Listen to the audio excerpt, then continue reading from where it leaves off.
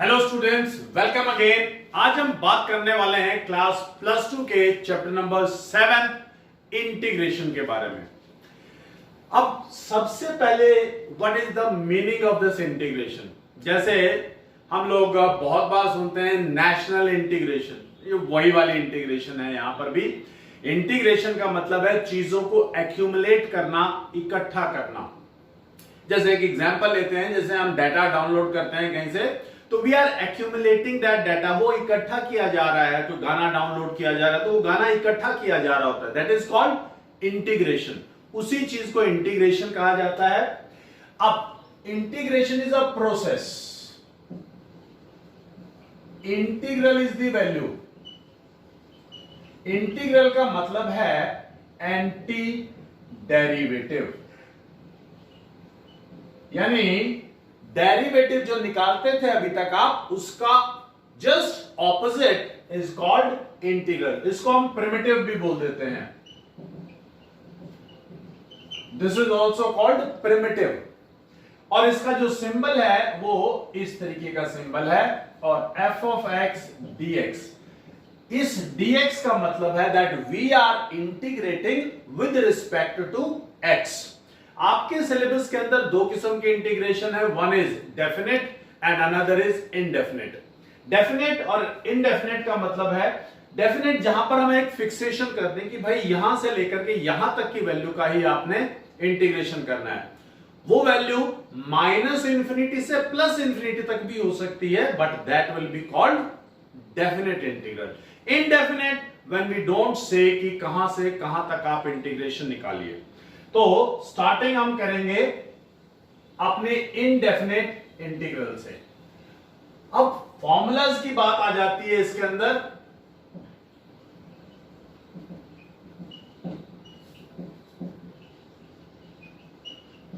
अब आपको मैंने अभी अभी बताया, as integration is just opposite of the differentiation, तो उसके फॉर्मूलाज भी जो हमने डेरिवेटिव में फॉर्मूलाज लर्न किए थे, they will be helpful now. जैसे अब d by dx of x raised to the power n क्या होता था हमारे पास, it used to be n into x raised to the power n minus 1. So what will be the integration of n into x raised to the power n minus 1 dx? That will be x raised to the power n. But हम यहां पर एक plus c और लगाएंगे।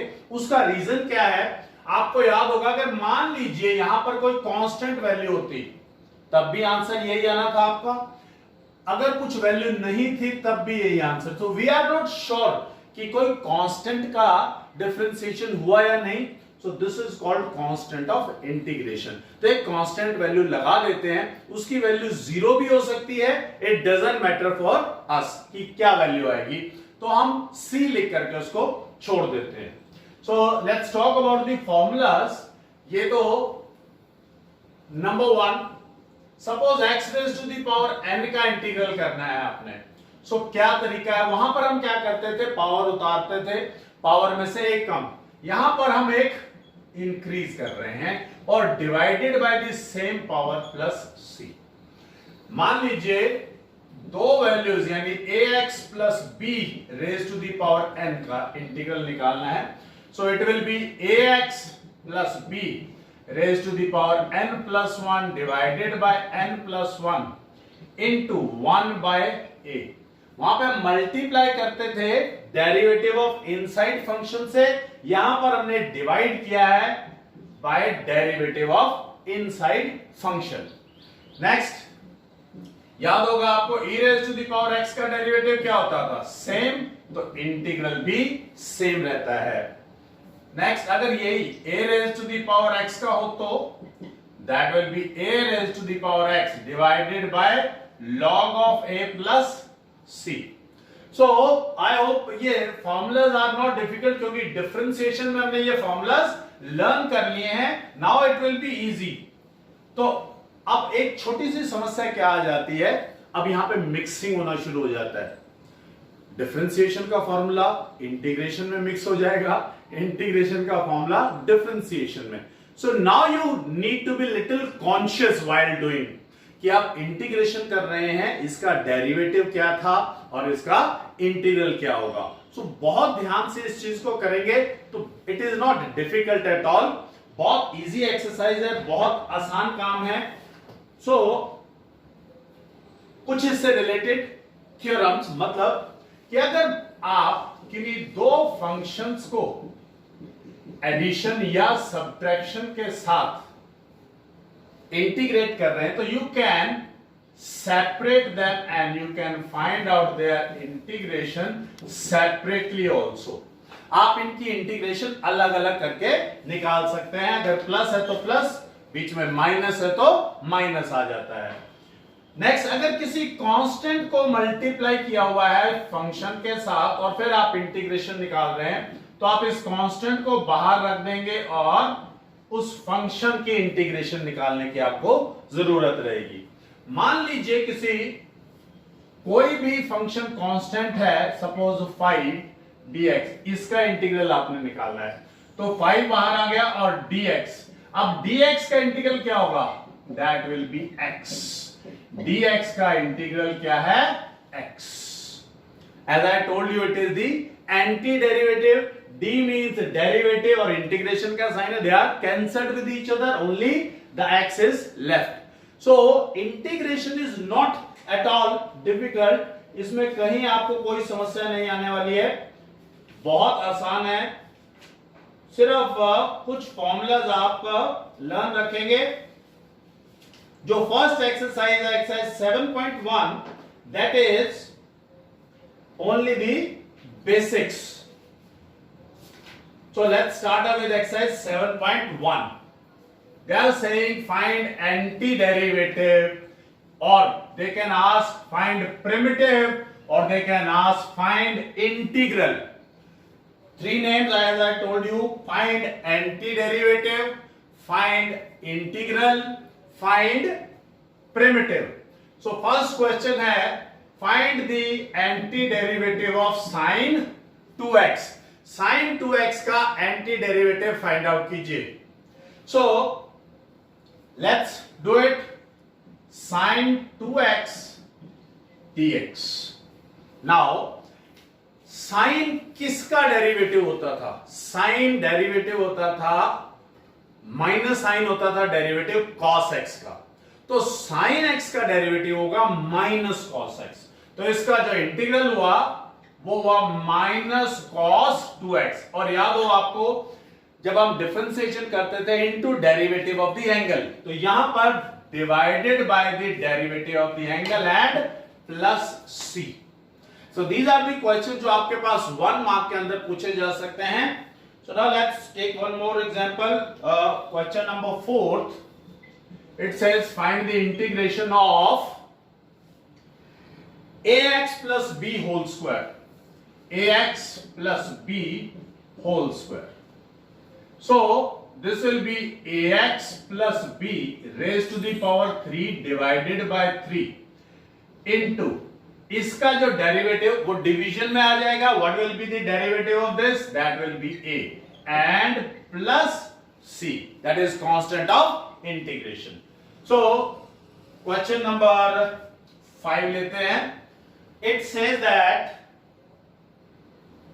sin 2x minus 4 e raised to the power 3x। As I told you earlier, आपके पास जब कभी भी दो फंक्शंस का सम या डिफरेंस हो तो आपको क्या करना है, you just have to separate them and can find out the integration. Minus constant यहां से आपका बाहर आ जाएगा, e raised to the power 3x dx। So integration of sin 2x is minus cos 2x, ये भी किया है आपने, divided by 2 minus 4 into what is the integration of e raised to the power 3x, that will be as it is divided by the derivative of the power, that is 3 and plus constant of integration। So integration वो students बहुत easily करेंगे जिनकी differentiation strong है and the formulas are thorough. सबसे important बात क्या आ जाती है इसमें कि ये formulas how to remember, there are lot of formulas. बड़ा मुश्किल होता है कि इतने सारे फॉर्मूलाज को आप हमेशा बार याद रखें और उसका what is the method to remember them. इसका एक बहुत इजी और आसान तरीका है। क्या कीजिए, टेक अ येलो चार्ट और एक रेड बोल्ड मार्कर आप रेड कलर का परचेज कर लीजिए और हर रोज जो भी फॉर्मूलाज आपके सामने आते हैं, start writing those formulas on that yellow chart, और वो अपने घर में किसी दीवार के ऊपर टांग लीजिए, चिपका दीजिए and write down all the formulas with red bold marker. आप जब भी सुबह उठे, just revise them once, no need to learn, just revise them once. एक बार उनको रीड आउट कीजिए।